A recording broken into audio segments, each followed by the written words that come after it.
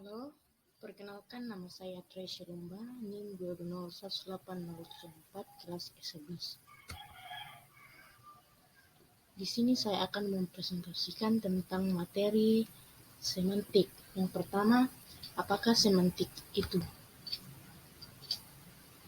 Kata semantik berasal dari bahasa Yunani sema yang artinya tanda atau lambang. Semantik pertama kali digunakan oleh seorang filolog Prancis bernama Michel Brel pada tahun 1883.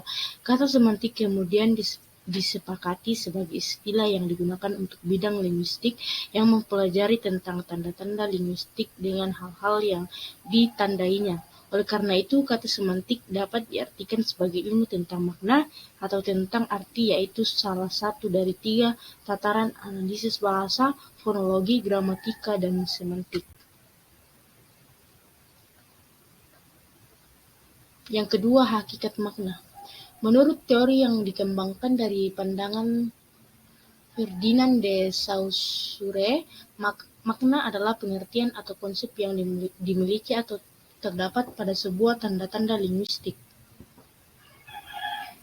Yang ketiga, jenis makna. Menurut Chayre 1994, makna dapat dibedakan berdasarkan beberapa kriteria dan sudut pandang. Yang pertama, berdasarkan jenis semantiknya, dapat dibedakan antara lain makna leksikal dan makna gramatikal.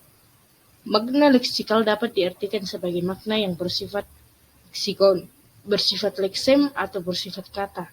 Makna gramatikal ini adalah makna yang hadir sebagai akibat adanya proses gramatika seperti proses afiksasi, proses reduplikasi, dan proses komposisi.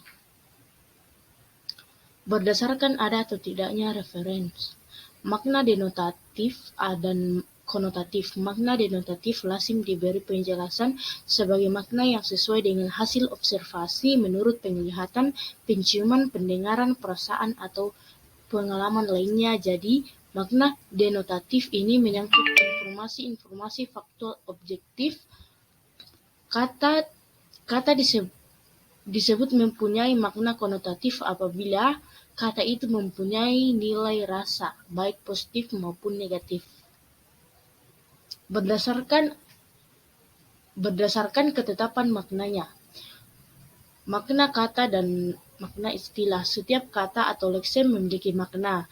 Namun dalam penggunaannya, makna kata itu baru menjadi jelas kalau itu sudah berada di dalam konteks kalimatnya atau konteks situasinya.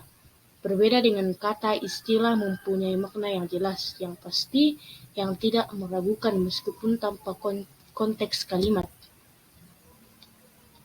Berdasarkan kriteria lain atau sudut pandang lain, makna konseptual dan makna asosiatif.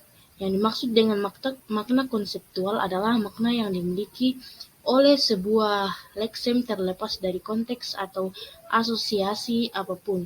Makna asosiasi adalah makna yang dimiliki sebuah leksem atau kata berkenaan dengan adanya hubungan kata itu dengan sesuatu yang berada di luar bahasa. Makna idiomatikal dan peribahasa. Ideo adalah satuan yang maknanya tidak dapat diramalkan dari makna unsur-unsurnya, baik secara leksikal maupun secara gramatikal.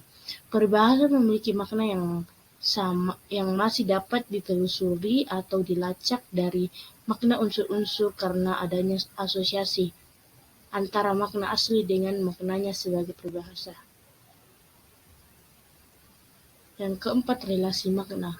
Makna dapat berwujud macam-macam, yaitu yang pertama sinonim, kedua antonim dan oposisi, ketiga homonim, homofoni, dan homografi, keempat hiponimi dan hipernimi, yang kelima polisemi. Berikut keenam ambiguitas, yang ketujuh redundansi, yang kedelapan meronimi, yang kesembilan makna asosiatif, yang kesepuluh makna asosiatif dan makna etimologis. Demikianlah hasil presentasi saya ucapkan terima kasih.